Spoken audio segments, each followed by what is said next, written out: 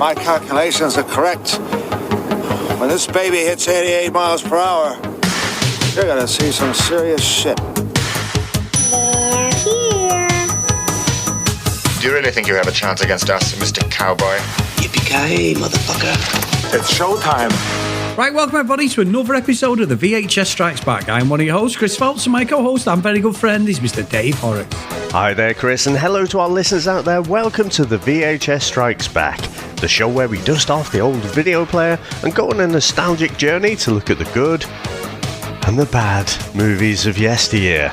Now, Chris, it was your pick this week. What are we going to review? Well, David, my last pick was Groundhog Day. I was also happy with the Patreon pick of Die Hard 2, just before the new year. And I have gone down a rabbit hole these last couple of weeks again of martial arts movies. And, me and you have been watching these fantastic interviews, one with Lauren Avedon and one with Keith Vitale. And I've seen a few Keith Vitale films and I was almost twitching. However, I thought, because it's the new year, it's my first pick of the new year, I'm going to get my good fucking friend here like a kipper. So I went on Google and found the worst martial arts movies ever. However, another category came up, the 10 worst American martial arts movies of all time. Now, you know that I have a penchant for the actual American style movies. Yeah. I love the Van Damme stuff. It's not American, but the Van Damme type movies and things like that. And a movie came up I've never heard of. Now, there might be people listening who've seen or heard this one. I've never seen it. I've never seen the VHS cover. However, Dave, it does have comics in motion type crossover situation in this movie. So this movie's from 1989. It is a martial arts movie, and I'm doing the quotation fingers, Dave, even though you can't see me. It's very fucking loosely. But it stars Lou Ferrigno and not Dolph Lundgren, which it says on his Wikipedia page, but it stars Reb Brown, who, as we all know, Lou Ferrigno was the Hulk, but Reb Brown in the late 70s was actually Captain America in 2 TV movies. So this one is simply called Cage. Now, Dave, had you even heard of this monstrosity before I suggested it? No. And the fact that you've searched for that, you've searched for the worst American martial arts movies ever. I knew. When you said, because the first thing you sent me the trailer, and I was just like, I bet he searched for the worst fucking films that he can find. So that just confirms it. But you say this kind of crosses over with the comics in motion world. This movie, Chris, crosses over with everything in terms of that whole kind of genre, that whole action movie or B-movie genre. It's a phenomenal find. Now, I don't recognise the VHS cover either. And apparently, Chris, this was actually released in the box office, which surprises me. I thought it would be a straight-to-video sort of job. But it made $600,000 in the box office, which, to be fair, I think is all right. I mean, I can't imagine that made money, but just the number of recognisable actors that you've got in here, all of them are Z-listers, aren't they? Really, in terms of Hollywood. But no, I don't want to say too much more without showing my hand, but I knew I was in for a rough ride when you sent me the trailer. I was like, oh, fucking hell. It's not even one that I've heard has got like a bit of a cult following because it's, so bad it's good. It's just plain bad.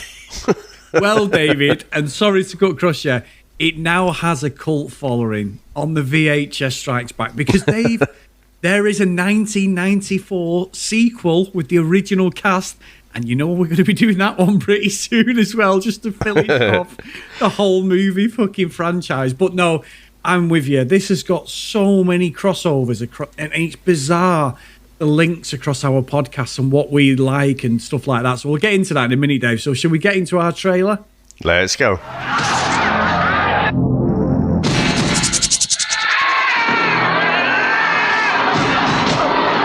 4 walls of steel wire, 16 feet square. I am sorry to report to you that your fight is dead. If you cannot dispose of the body, we will take care of it for you. Billy Thomas and Scott Monroe, 2 lifelong friends, are drawn into the secret world. Billy, how would you like to make a lot of money fighting? I don't like to fight. Where they uncover its corruption, expose its secrets, and their only way out is to fight for the greatest prize of all. This fight ain't gonna last long. Their lives. Lou Ferrigno, Rep Brown. You ain't gonna shoot a lady, are you, dickhead?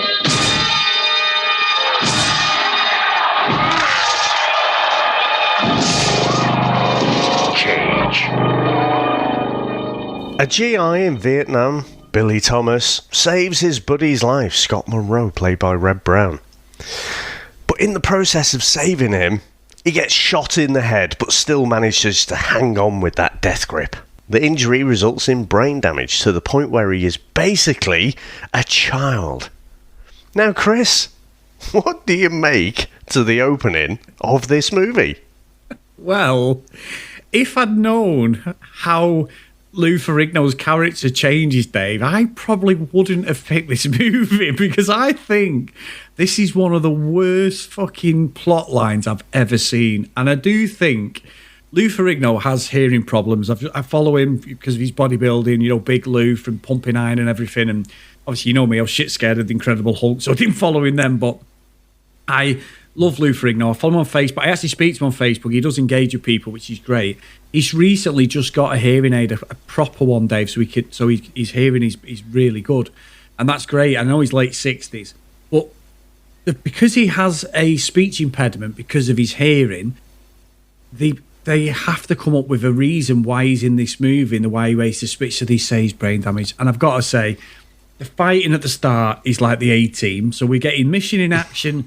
So A-Team levels of shooting, Star Wars fucking Stormtrooper levels of not hitting each other. Ferrigno is just this Rambo special who's about a foot bigger than obviously Stallone. Bandana, everything. Red Brown's character Scott, he's the same. He's a big guy. And what you find watching this movie, if anybody's not watched it before you listen to the review, we were going back and forth. I went down, you know what I'm like when I get obsessed. I went back and forth, and Lou Ferrigno is at 6'5", allegedly.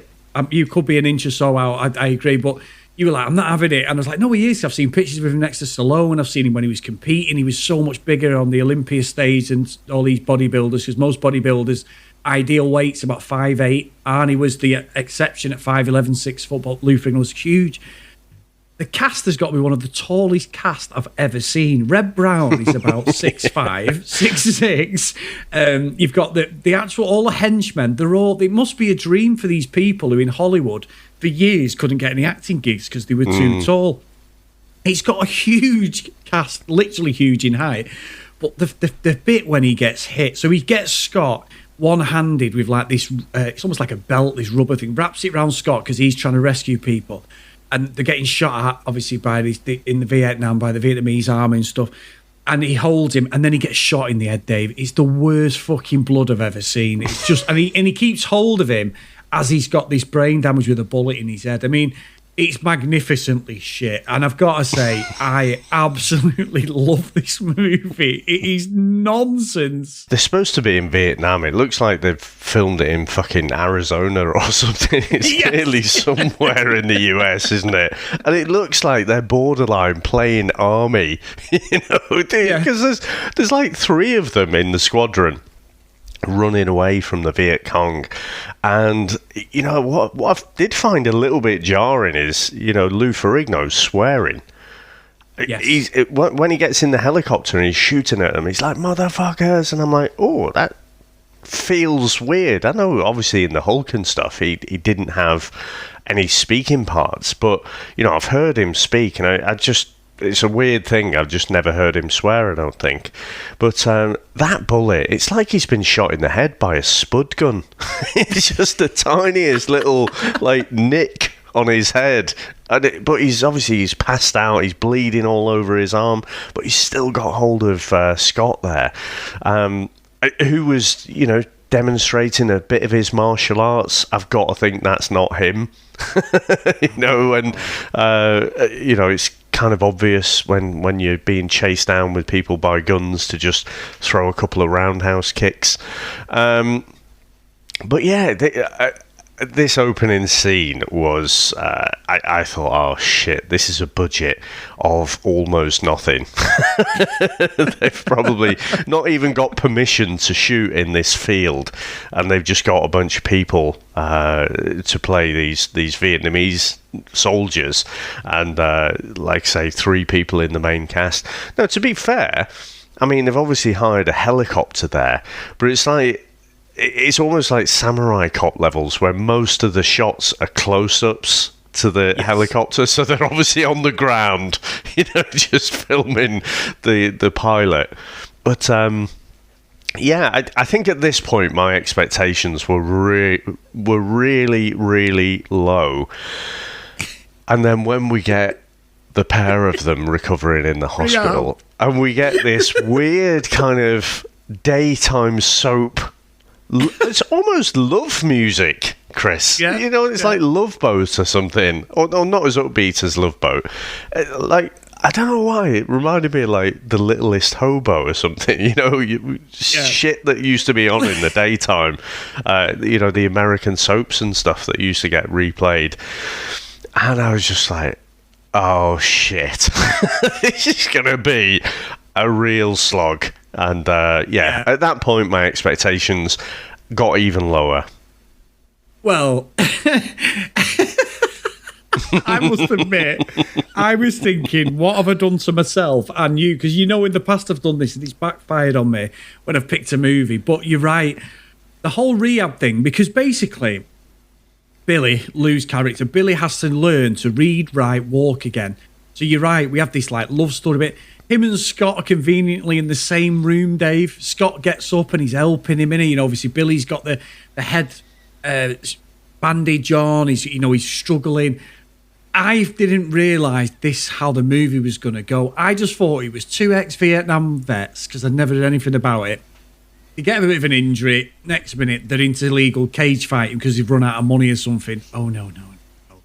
Fucking Ferrigno. And I said it a minute ago, but Ferrigno's acting, and I believe he did a lot of extensive research on like the PTSD side of it, and they're saying Red Brown didn't, because his character didn't need it. But I found it really bad. I was like, oh, this is awful, because obviously Ferrigno has a genuine disability, as I've said, and I found that completely uncomfortable. However, once we got past that, we get to see a bit of cage fighting, Dave, and I couldn't believe it. This is about 10 minutes in. I was texting you, and you'd not watched at this point, going, Dave, I can't believe it. I need to speak to you. The bad guy in the whole thing, the main linchpin who's running this illegal street fighting, is only the boss of the Nakatomi Plaza, Dave, who gets shot by Alan Rickman. He's in it, but who is his henchman, Dave? And this is 2 years before it came out, the greatest martial arts movie ever. Well, this was an unbelievable coincidence. I'd literally been watching the interview with Keith Vitale earlier in the day, and he was going through all of his movies, and like I say, there's a Wheels on Meals one he does with Jackie Chan that I'm sure we're going to have to cover at some point in the future. But he got to No Retreat, No Surrender 3, and he's talking about Franco, and he's saying, yeah, I can't remember this guy's name. He didn't know karate at all, and most of the time it was a stunt guy. It was like, really? We hadn't spotted that at all. But yeah, fucking Franco shows up, and I'm like, oh my word. And like you say, the Nakatomi Plaza guy shows up. You've got Al Leong, also in Die Hard, but of course, probably more prominent in Lethal Weapon. He's in Lethal Weapon. And so, the one with the sponges electrocuting Riggs. And basically, just if you need a Oriental-looking guy in a martial arts movie, this is who you hired in the 80s, wasn't it? Yeah. And I was like, oh, it's him as well. And I was blown away by the amount of kind of mini cameos, if you like. And also, I mean, obviously it's a little bit later, but you get Danny Trejo showing up, don't you? And it's like, fucking hell. Yeah, and not just that, Dave. The No Retreat, No Surrender connection doesn't stop there, because Ferrigno later on fights the guy. It's only the baddie out in No Retreat, No Surrender 2, the Van Damme fucking lookalike, Yuri, and it's him. And I'm like, oh my God. And honestly, guys, I'd not researched anything, and I literally had a fucking lob on. I was messaging you, Dave. I was fanboying out completely. This movie, as soon as I saw Franco, because I've never seen him in anything else other than No Retreat, No Surrender 3, I was like, oh my God. And honestly, you're right, Dave, because there is another reference, and you won't get this one because you've never watched the series, but you know, so after he's done the training to get back on his feet, Billy and everything, they're at this bar, this Mimi's bar. This old woman says to Scott, she has a word, can you come in the back? So I'm thinking Scott's going to slip her one, but she's about 60. And I'm like, this is going to take a sinister. But she just turned around from nowhere because Billy and Scott go in drinking. She went, I want to give you £10,000. Like $1, sorry, for nothing. There's no reasoning behind this. But then Scott's in the back, Billy's there, and these baddies come in. Now, the main baddie is from a TV show called Renegade, which is, this is another link. So, you know the Lauren Avedon interview you've watched on this guy's YouTube channel? Yeah, I'll have to yeah. link it. You know when he's talking about the guy who broke his nose in real life? When he was doing yeah. So this Native American guy, it's called Bobby Sixkiller. He was in Renegade with that same guy. He was like a bounty hunter with him. He used to give him work. How is bloody name? Reno Reigns, I think, was the actual character, or Reno Riggins or something. It's called Renegade. But he's the guy who worked with him. Well, Bobby Sixkiller's also the guy at the start. She's such a coincidence. Have you ever seen Harley Davidson and the Marlboro Man? No. Sounds Mickey like Rourke classic. and Don Johnson. It's Mickey Rourke and Don Johnson. It's a proper early 90s, one of my specials. He's the same guy who fights Don Johnson at the start. Same sort of character comes in and fucking he's part of a gang and playing pool with him and that and leviting. But so I got that reference straight away. I was like, oh, this is the lowest of the low fucking character-wise. But they have this fight. So you're saying about Scott, Red Brown. He's doing some of the worst roundhouse kicks you've ever seen. Probably at my level of roundhouse kicks, Dave. He couldn't get past the fucking kneecap when he was doing them. But Ferrigno's character, Billy's just playing on like a fucking... He's either... I think it's like a slot machine or something. He's on an arcade machine. Doesn't even know what's going on behind him until someone falls into him. And someone hits him, and he does these finger chops to take people down. I'm just like, this is the worst fighting we've ever seen. But I'm loving every minute of it because these two gangsters there. So we get introduced to Tony Backle and Mario. And then obviously, you know, Mario's a big guy, but these like hoodlums with Bobby Sixkiller characters, like, sit down. And they sat there like, these are the guys, because they've lost money on this cage fight and they owe money now to Nakatomi Plaza guy and all that stuff. So there's all that different like shenanigans going on, but the continuity is ridiculous because Tony Backle's obviously some mafia fucking gangster, but yet he gets put in his place by all these little nobodies. And Dave, it is sensational. But this is when we get Mario and Tony then go after Billy, don't they? Because Scott's like, fuck you, I don't want to know. But because Billy's got a disability, they fucking play on it. And it's terrible to watch. I've got to say, the film is glorious for all the links to our other movies that we love and hate. But it's so uncomfortable watching as a movie. But I can't take my eyes off the screen. Yeah, I mean, it's uncomfortable, isn't it? Because we know, because Lou Ferrigno, you know, previously, you know, up until very, very recently, he hasn't been able to hear himself. So when you hear him, he sounds a bit off, doesn't he? Yeah. And you know that this fucking disability is just a convoluted way to kind of cover up that. That's the bit that makes it really uncomfortable, isn't it? And I have to say, though, Chris, you know, Lou Ferrigno, not the worst actor in this movie. No, he's not, actually. Reb Brown. Jesus Christ. He is terrible. Now, clearly, he's a big... He looks like he could have played Flash Gordon, doesn't he? He's got that massive frame. But like you say, I don't quite get it because everyone is so damn tall in this movie. And so when everyone is tall, no one looks tall. You know, you got 6'5" Lou Ferrigno, and that's, you mentioned it before, but you and I were on a back and forth because I was like, I'm not having that he's actually 6'5". I'm not sure if it's an Arnie thing where Arnie's like, yeah, I'm about 6'2". Fuck off. You know, it's like maybe he's stretching it a little bit there, but I mean, whether he's definitely north of, let's say, 6'3". It's just because everyone else, including these mob guys, and they must be like low-level mobsters, mustn't they? You know, it's not got no real sway because, like you say, they get pushed around by the local hoodlums.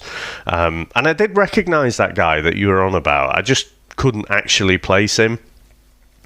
But I thought Lou Ferrigno, once you've got over the fact, you know, they're playing him with this childlike persona. Look, he's not Marlon Brando, but he's not phoning it in like Red Brown is. And the fact that, you know, Lou Ferrigno's actually done some of this research, you know, he's spent time, you know, with soldiers who are recovering from injuries and stuff. The fact that he's done all that and Red Brown's just like fucking rocking up. Like, yeah, what's all this about then? I'm doing to me, innit, really? You're doing all the research. And I'm lead, Dave. But yeah, I think brilliant. I think after that initial fight scene in the bar, though, and you get Mario, and what's the other guy? Is Mario's boss Tony, yeah. Well, fucking hell, I should have guessed that, shouldn't I? A mob guy called Tony. Hey, Tony. So, you know, you get the scene, which I don't know if it's played up to be funny, but it's almost like it gets to almost Samurai Cop levels where it's just unintentionally funny. You know, they're trying to explain to him about, you know, this fight and how he can help Scott out and everything. Oh, they blow up the bar before that bit, actually, don't they? Yes. They kind of hire those the gang of Mexicans, I guess, and get them to blow up the bar, which they've got a Molotov cocktail there.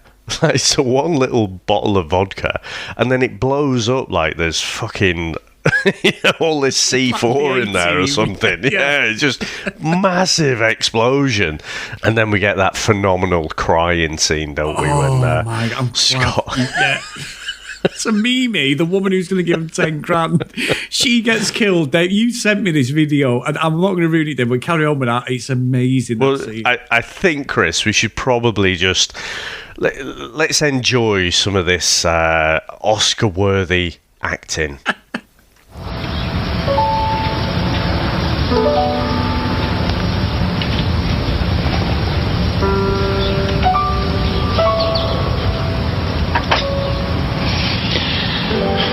Sorry, Billy. I'm gonna miss her a lot, too.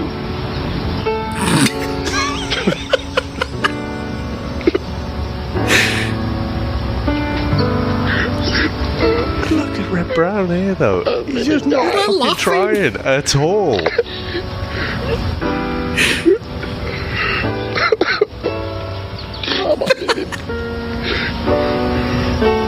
Chris, I'm sure you or I could do as well as that. Easy. He's crying sounding like us laughing then, Dave. That's how bad it was. But you're right. And what they keep doing is, because of the size of Ferrigno and Red Brown, because they're pretty close in size, weight, muscle, and Red Brown's not in as great shape as Lou Ferrigno, but he's an ex-American footballer, Dave Gridiron. He was a top American footballer in the 60s and 70s, like sort of, and then retired. He was so good. So he's got the body, and you see him in like the Captain America stuff and that, how fit he looks. He looks even better than he does in this. So they have this thing where in the garden they've got a load of weights, haven't they? So they've got like a bench press and they've got fucking dumbbells everywhere, you know, just to show like, why are these two so big? Because they just do weights. But there's a little bit of trivia with this. So Lou Ferrigno, obviously, he kept doing Incredible Hulk movies even up to this point. Even into the early 90s, he was still doing the odd one here and there, the odd TV movie style one. But he's not massive in this. He's more like what Arnie looks like in sort of the late 80s movies. He's still big. I mean, he probably was bigger than Arnie because of his physical size. However, and I know we haven't done it yet, but the actual sequel, he made a run at Mr. Olympia again in 93, and he came back. So in 92, he announced he was going to come and compete. And he not competes in 75 when Arnie beat him, coincidentally, in the movie Pumping Iron. He stopped doing it because he went straight into the Hulk. Arnie should have done the Hulk, didn't want it, and Lou Ferrigno did it. And he got fucking huge in 93, the gear he was on. And Dorian Yates, he's from Birmingham. He's 7-time Mr. Olympia. Ronnie Coleman's a guy who won it sort of like late 90s into early 2000s. He won it 8 times only because Dorian Yates actually snapped his bicep. He tore his bicep and he ended up having to retire. But he's like what they call these mass monsters now. So Arnie was the aesthetic peak. Nobody could get near Arnie at his peak. But then Dorian Yates, who is still following now, and he's nearly 60, still looks awesome, but he's into yoga now and everything. And he was the monster. So Lou Ferrigno looks massive. So I've seen the trailer for the second one, and Lou Ferrigno just looks about 3 times bigger than what he does in this, and he looks massive in this when he's got his shirt off. So aesthetically, Lou Ferrigno's body in this is like the dream 80s, the superhero, one-man army type character, isn't it? But it's just, it's levels. And like you say, it's a TV movie. So when he eventually, so what happens is the 2 Italian guys basically not blackmail him, but they coerce him, don't they, to go into the cage. And Mr. Nakatomi Plaza guy keeps changing the rules because he's got this guy, and the guy who is the current champion, he's actually a wrestler, Dave. He wrestled in the WWF at the time and other territories. There is quite a bit of wrestling going on here, isn't there? Yes. And yes. We'll just cut across you for a second there, because I didn't quite finish what I was saying, but when they were trying to coerce him, as you've just mentioned there, and Mario's sitting down, is like, have you got any mustard? And then you've got the guys like, oh, how much patience have I got with this? And he gets the mustard, and then sits down, and he's like, have you got any pickles? It's just a silly little scene, and I'm just like, all right, this is pretty funny. Yeah, because it's not so much the back and forth with Billy. It's Tony and Mario's kind of interaction as well, because you can see Tony's got no patience whatsoever. But this is where Mario is starting to warm to Billy, so he kind of knows Mario's the muscle, isn't he? But he's nothing on Billy, and so you start to see this little relationship develop between Mario and Billy. Yeah, you do, and he starts feeling sorry for him. He starts sticking up for him, and I think that's quite clever. Whatever we think of the movie, it's quite clever. Them little crumbs start dropping, don't they? And Mario, because there's a bit where Tony and Mario get visited by the henchmen of Mr. Nakatomi, and then Mario gives him a good kicking, doesn't he? And he gets the baseball bat. But it's weird because Tony and him sort of accept that they're going to get a kicking, and then all of a sudden Mario goes John Rambo. And you're right, he does like Billy. And I think when they get to the first fight, like Billy's in there, and he's against this, obviously, a guy who's of the same sort of height and weight as him. And it's the usual where he doesn't want to fight. He's not a fight. He's like, I can wrestle. I used to wrestle. And they blackmail him into wrestling, saying like, Scott, need you. We need this money. And obviously Billy, because of his character, is not understanding what's going on. And he gets a couple of punches. And then the next minute, he just goes absolutely crazy, doesn't he? And just starts like... He goes full on Hulk. He goes full on Hulk, basically. He just needed green makeup on. But... it reminds me of like the Van Damme stuff, this as well. It reminded me a little bit of Bloodsport, a little bit of AWOL as well. Lionheart, as they call it in America. It's AWOL over here. It's that sort of thing again, the illegal fighting, and everyone's placing bets. And Tony's there, and there's another Italian guy, Mr. Costello, who is like the main boss, and he's got bets on Tony owes him money. There's a bit with them. So there's a bit with like the Chinese mafia, the guy who's running it all. It's brilliant. And I was gutted, I must admit there. The one thing I was gutted with, though, was Franco doesn't really fight, does he? He's there as like the henchman in the nice suit, but he doesn't really do anything. No, but it had me wondering, because this is 1989. No Treat, No Surrender 3 is 1990. Did he get the No Treat, No Surrender gig from this? I mean, he's done... other than having a distinctive look... he's done almost the square root of fuck all in this, hasn't he? He's done absolutely nothing. He's got no fighting or anything. He's got no ninja stars that he's throwing or darts. So they obviously play that bit up in No Retreat, No Surrender 3, but yeah, he does nothing in this, but I still found it enjoyable to see him in there, to be honest. Oh, I was fanboying. And one of the subtexts is you mentioned before, Dave, Al Long, is it Long? Al Long, Tiger Joe, the famous baddie with the Fu Manchu moustache and the long sort of receding haircut from Lethal Weapon and all that. There's a woman it's ridiculous. She's dressed as a man with a cap on, with like an overcoat on. She keeps pulling open this trench coat, taking pictures. With a massive camera. The camera's fucking huge with a massive lens. It's not like she's got a pocket thing and she's pressing a button. She's just pulling this massive cartoon-like camera out and a proper point and shoot one, and she's there doing everything. And then he gets onto it with Franco as well.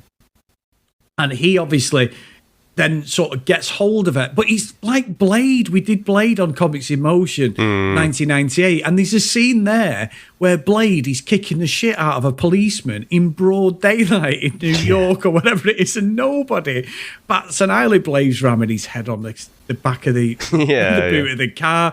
This happens with this. So at the time, Tiger Joe gets hold of this girl and Frog marches her off as she's resisting, but nobody does anything. Everyone just stands there, and Franco's with her. What we don't realise is Costello, who's like the main Italian gangster who Tony owes a lot of money to, he knows this Tiger Joe, and all of a sudden, from nowhere, Tiger Joe becomes a goodie. He's a cop. 3 years he's been undercover, and I wasn't expecting that. So that was a little good twist, I thought. Yeah, no, and Chris, this is the most number of lines that I've seen old Al Young actually talk. I don't know if I've heard him talk before. He just comes up, usually, looks badass, and that's it. But he actually does have a little bit of a story. He's this undercover cop, and I'm like, fucking hell, this is the most progressive role I've seen this guy have. And that's true. It's fucking true, Dave. But, and you know, where Billy has his first fight, though, and he's like, hi, I'm Billy. And the guy just fucking plants him one. And like, you twat. I know it's a cage match, but someone just randomly comes up and introduces yourself. And you just twat them. I thought that was a bit off. What about, though, Billy wins one of the fights by bear hug, Dave. I've never seen that in my life. A fucking bear hug kills somebody. He's that strong. He must have killed him, mustn't he? I mean, you can't fucking bear hug someone and like, it's not like choking them out. I mean, you've got to basically destroy their ribs kind of thing. Yeah. And he had his arms in as well. It wasn't like he had his hands underneath his arms. You know, destroyed his rib cage. It was his whole, like he just crushed his whole body. But I tell you what, for me, right, made me just piss myself and go, oh, they're not going to do this, Ellie. So Billy ends up having 2 or 3 fights in a very short space of time. Every time Tony thinks that his debt to Mr. Nakatomi has been indebted, he's like, no, he fights again in half an hour. So he beats the guy off No Retreat, No Surrender 2, Yuri, and he doesn't speak or anything, but he's got the ponytail. This is probably filmed around the same time as the second one. And he absolutely nails him at one point. There is a bit where he looks like fucking Ferrigno's actually shagging him the way he gets him, which is ridiculous. But again, it is what it is, and he ends up beating him. And then he fights the wrestler who's the champion at the moment. So he's in the cage, and they have this fight, and Big Lou there, Billy's doing well, he's winning the fight. And then the guy comes back.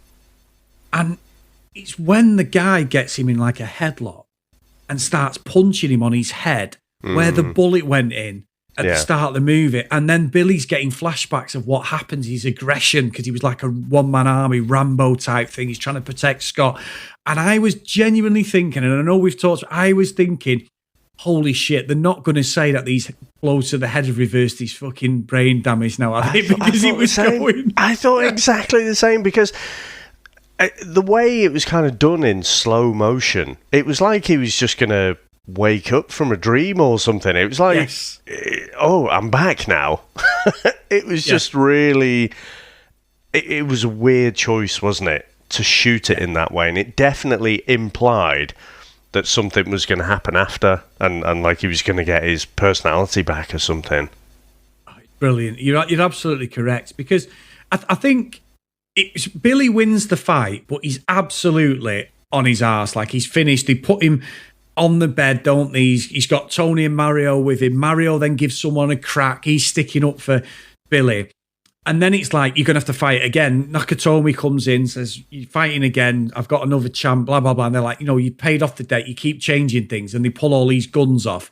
But then Scott, coincidentally, has got the fucking vest on, Dave. The old fucking Van Damme vest, looking ripped up, jeans all tucked in. And he's like, I'll fight him. And he's like, who is this guy? And Tony goes, oh, he's great, yeah, great. And they set him up straight away with this East Coast champ. Scott makes light work of this guy there. Yeah. Billy can hardly work. Scott basically gets a couple of smacks off him. Next minute, he just fucking nails him. But then the movie just takes a total sinister turn and ends up being Die Hard anyway, because the guns are just killing everybody all up. Mario takes one. Tony does. Costello, who's bet $1 million with the Nakatomi guy, he's bet him that he's gonna £1 million, that $1 million and all this for the fight. Everyone gets taken out, don't they? Mario jumps in front of the way of Billy. Billy's about to get killed, and Mario takes one for the team. It just ends ridiculous, Dave. But honestly, I loved it. And Franco takes one as well. He gets taken out by a bullet, but it's a ridiculous movie. But what a find, mate! An absolute gem from nowhere. Yeah, we've missed out the bit as well, because Scott goes on a bloodthirsty rampage to find Billy, doesn't he? When he can't find Billy, and then he's looking. You'd said about having all the bench press set up in the garden and that. The garden looked pretty small, and he's like, Billy. It's like, look, if you come out and look once, that's it. He's not there. Look somewhere else. No, yeah. Sorry, yeah. He takes out that whole Mexican gang, doesn't he, in the warehouse? Sorry, but Dave. He's just fucking shooting the place. There's no comeback from that at all. There's no police anywhere. I'm not sure if this is supposed to be LA. I think it might be LA, mightn't it? But there's no police anywhere. And he's just basically being John Rambo and shooting up everywhere. And I thought that was just fucking brilliant. And even he sets on fire the guy who set the bar on fire, doesn't he? Oh shit. And he's like, shoot me. And he's like, nah, I'm just going to make you suffer. And I'm like, fucking hell, this is a turn from Scott, isn't it?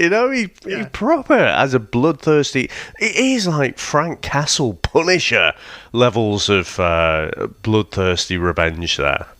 Oh, you know what? I'm so glad you said that. Forgot, you're right. Because what's weird is it feels like Billy is the main character, Lou Ferrigno, and out of the two of them, he's got the more of the star power at this point. I know they're very low-level celebrities and actors.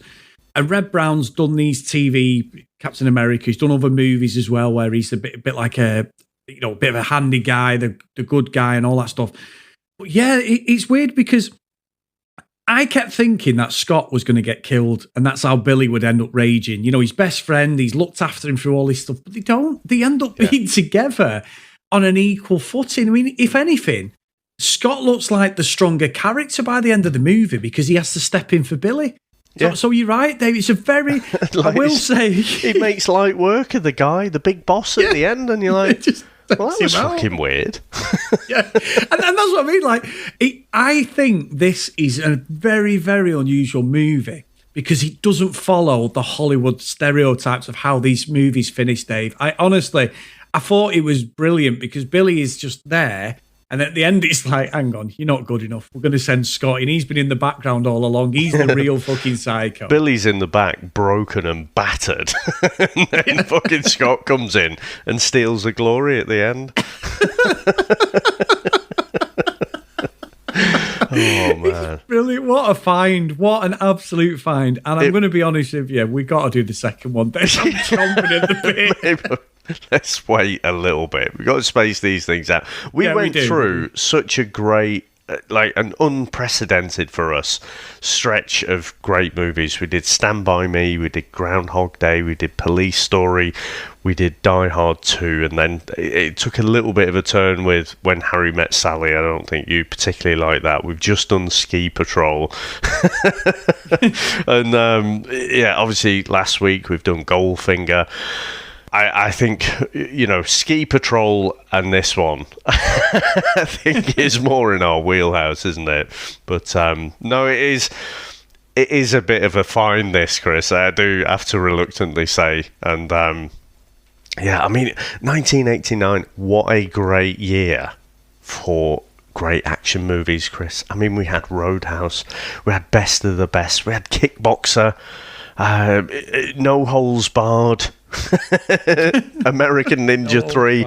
There are some massive martial arts action movies in this year. So, no, this one just obviously slipped under the radar, and I can't imagine any other fucking people have reviewed this, or not many at all. So, very good find, I have to say.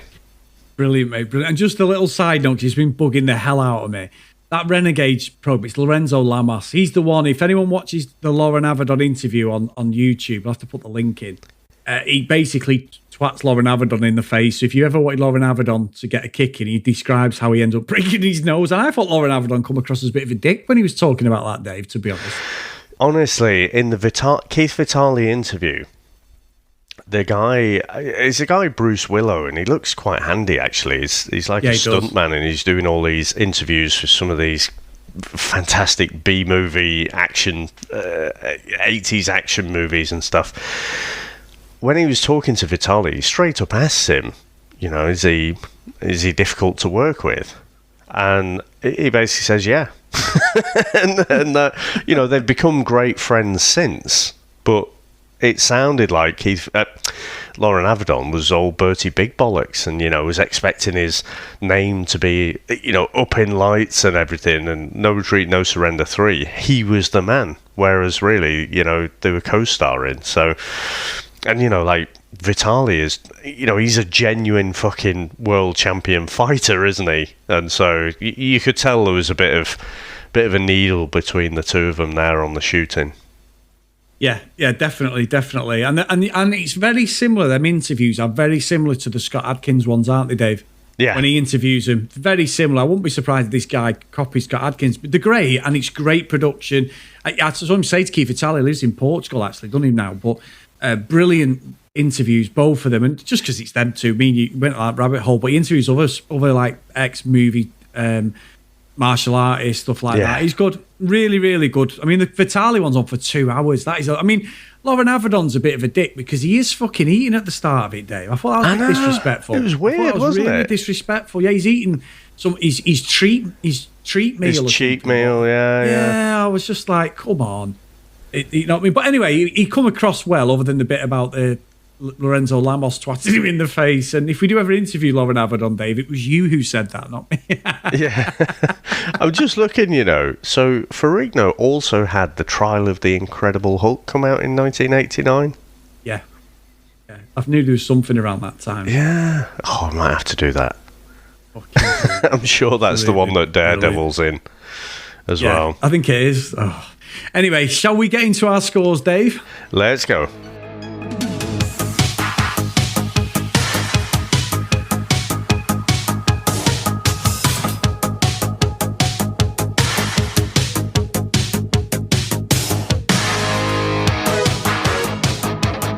Dave, I want you to go first today, please. I'm interested to see where you put it. Well, I have to say, Chris, this movie is fucking shit, right? It is exactly what you think it's going to be. The acting is terrible. The stock kind of audio, the music, it is not quite right for any particular scene. It's like all ripped from the archives of soap opera daytime TV shit. But in terms of enjoyment, it's actually quite enjoyable, to be honest. It's good fun. And, if you just go into it for what it is, I'm not even sure it's a B movie. And I'm surprised, really, that it did make a box office appearance. This just has the feel of a straight-to-video. And I think if you can watch these things for that kind of unintentionally funny feel, and some decent action and some absolute specimens in the cage matches as well. I think, you can get quite a lot of enjoyment for this. So I'm going to send it right to the middle. I'm going to send it to Hill Valley. I do think, this is not a movie I'd recommend to everyone, but someone like Max, say, I reckon Max would love this. John Hammond as well, I reckon would really enjoy this one.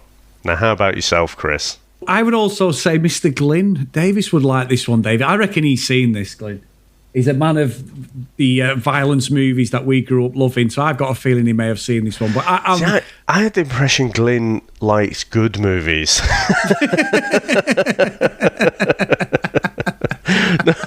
Whereas, maybe we're wrong. But, I mean, yeah, let's see. Glyn, let us know. Let us know, Glenn. Come at me on Twitter.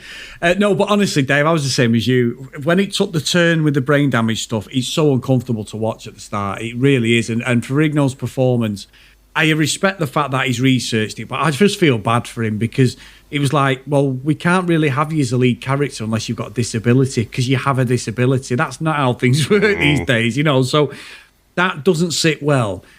But the idea behind it, the concept, the fighting's pretty good as well. It's glorious. It's ridiculous, the amount of things. None of it makes sense. Red Brown is probably one of the shittest actors we've ever seen since... that is a high bar as well, isn't it, for shit actors? Even worse than the fucking Alexander Brothers' dad in No Shit, No Surrender 3, and he's bad. With the old man there with the fucking Irish jig. Terrible. But...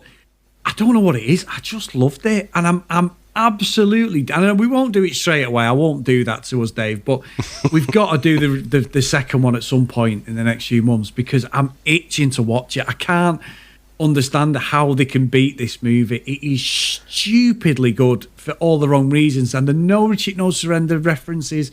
Die Hard, Lethal Weapon. He's got every movie I can think of, and I was just fanboying out. So it isn't the best ever. It's not a No Shit, No Surrender 3, Dave. And I know you're going to piss yourself like, how could you even say that's the best ever? But I'm sending it, Dave, to Pleasantville. I absolutely loved it. It's nonsense. And anybody out there, you have to watch it. It's £3.50 on Amazon Prime. Thank me later, because I found this movie out of pure shit trying to stitch you up, Dave, and it actually backfired in the end. But what a movie. I don't know if it backfired. You've spray gunned like fucking Scott Monroe here into a crowd of gangsters, and you've managed to hit the bullseye somehow and actually find something that, look, it's not good, but it is exactly what you hope, to find with one of these 80s gems. Because I'm sure I've told you, I remember there used to be this guy who used to come round to our house. It was like he'd have a bunch of videos in his back, in his boot. In his bag. It was like a mobile fucking video shop. And I could never understand, quite why we used to get him round, because, most of the movies he had, you'd never heard of. I mean, he didn't have fucking Star Wars or Ghostbusters or any of the, E.T., anything that you'd ever heard of. But something like this, he would have had. Yeah. And, it's just, like I say, it's just an amazing find. And I'm also intrigued, I have to say, about the second one, because if you look at the trailer, I mean, the camera is obviously shot on more expensive film. That's the first thing that you can see straight away. But also, Billy is played with less of that kind of childlike persona. So I'm intrigued as to whether that smack in the head did kind of knock the disability out of him or something. But he's definitely not. He's definitely... It is terrible. He's definitely not the same Billy that we see in the first one. And I am invested. I do want to know what happens to Billy after this one. I know, that's the thing. Because the trailer plays like that. You are so fucking right, Dave. It's glorious. I'm going to have a proper research on this, but I'm wondering whether this movie was actually banned in the UK. There's something off because I've never seen it. It probably had a low distribution, though, didn't it? I can't imagine. People aren't chomping at the bit to see this. But, I mean, if you think about it, it's got all the hallmarks, hasn't it? You know, it's around 89, fucking, you've got this ex-Vietnam vet, you know, who's trying to make the way in the real world, going in a cage match. This should have been a lot bigger than I think it was, and I don't know. I can't find much about it, you know, and whether it was released in the UK or not. But that's the only thing that I can think, is that it just never really made its way over here. Because let's face it, we'd have seen Lou Ferrigno in a cage match, you know, action movie. Both you and I would have rented this bugger out. Yeah, without a doubt. 100%, Dave. Amazing movie. So, Dave, we move on from this absolute masterpiece. What are we doing next week? And this is your pick, my friend. It is my pick, and I did wobble a bit, especially when I started watching Cage. I was thinking, you know what? I might go for something fucking really terrible here. Might go for a bit of a snake in the monkey's shadow thing.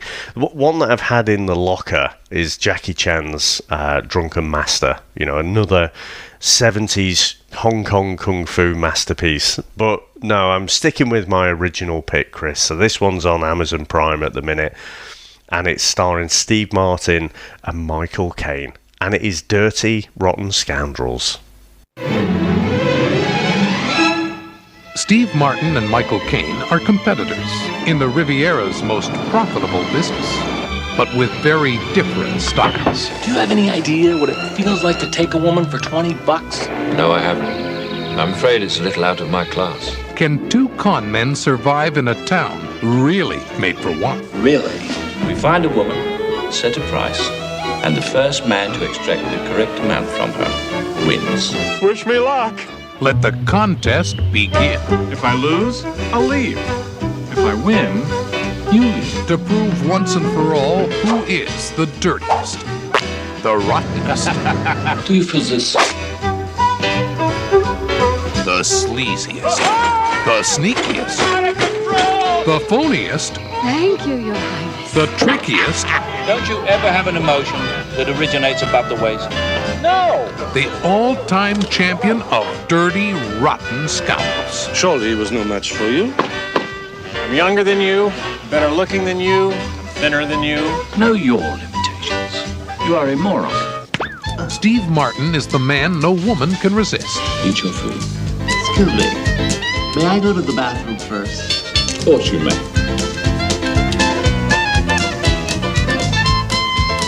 Thank you. And Michael Caine is... Lawrence Jameson.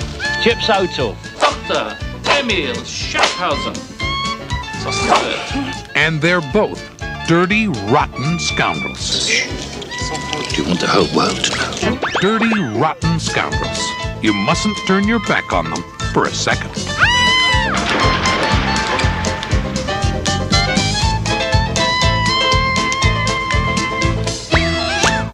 Well, Dave, I've seen this once, I think, and enjoyed it years ago. I think I watched it with my nana and granddad in the mid-90s. So I'm really looking forward to this one, whether it holds up, because I always remember there's a film. Have you seen the film a couple of years ago with Margot Robbie and Will Smith?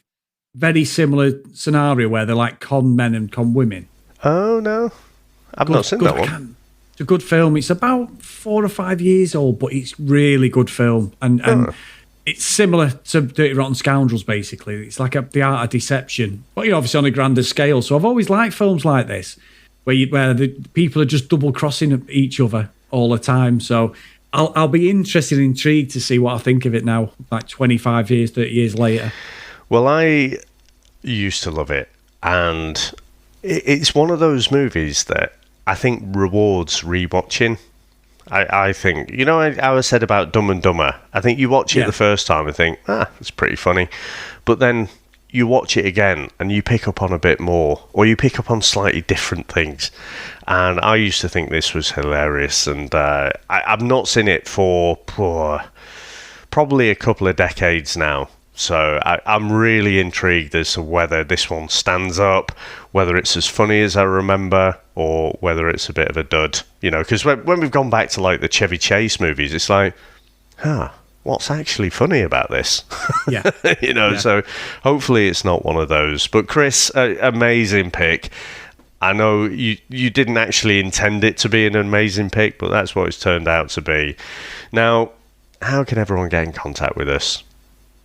Well, mate, if you do want to follow us on social media, at VHS Strikes Back, if you want to email us, the thevhsstrikesback@gmail.com. And if you do want to support us, guys, we do appreciate everybody who supported us past and present. Get over to Patreon, patreon.com/the VHS Strikes Back. And as always, big thank you to everybody, as I've just said. And here is today's roll call of honour. So we have Tim, Alec, Paul, Mark, Carl, Matt, Heath, Haley, Dylan, Kent, Lucky Lulu Green, Herb, Jax, Math, Blake, John Hammond, Brent from the Cinema Chat podcast, and the wonderful Mr. Tony Farina. So thank you so much, guys. And that list is getting bigger and bigger, Dave, by the month, really. That's brilliant. So it's amazing. It is. It's so humbling, everyone supporting us. So thank you, guys. And you stuck with us through all these movies. It's really, really good. Mainly my fault. We stuck with us through these movies. But there you go. What I love, Dave, and I absolutely get off on, is when I see like someone message me or messages on Twitter or whatever, either to our personal accounts or to the VHS ones, and it's like, what the fuck is this you picked this week? And I absolutely piss myself when someone's got to watch it. You know, when John Hammond's done us a few times, and we're watching you, Johnny, because he usually picks a belter out on the same vein as these. I love it when someone's not seen these movies and they're like, it's ridiculous. I mean, we're known as now the No Shit No Surrender 3 podcast, aren't we, really? Because of my fucking love for Lauren Avedon. Because it gets mentioned every fucking episode. It doesn't matter. We should have a whole section like, how does this movie relate back to No Retreat, No Surrender? You know, or more specifically, Lauren Avedon. I'm sure Blake's got a spreadsheet. He's usually got them. Oh, it's fucking awesome, mate. Awesome. But anyway, Dave, I'm not going to say what you're going to quote us from the movie because I've had a look myself and they're fucking terrible. So I'm not going to do that to you. I'm just going to say I will see you next week. Brilliant, mate. Cheers. And I'll speak to you next time. Bye. That's it, man. It's game over, man. It's game over. What the fuck are we going to do now? What are we going to do? Maybe we could build a fire, sing a couple of songs, huh? Why don't we try that? We better get back, because it'll be dark soon, and they mostly come at night. Mostly. I'll be back. That's not. We came, we saw, we kicked its ass. Wax on, wax off. Get to the chopper! One ring to go. All right. Ding, ding. Bust you up. Go for it. Well, here we go. Ain't so bad. Ain't so bad. Ain't so bad. Come on. Ain't so bad. Ain't nothing. Come on. You must be crazy or something. I'm crazy. You just a stupid. Yeah, maybe you crazy. I ain't breathing heavy. He's a fool. He's stupid. I've seen you at 6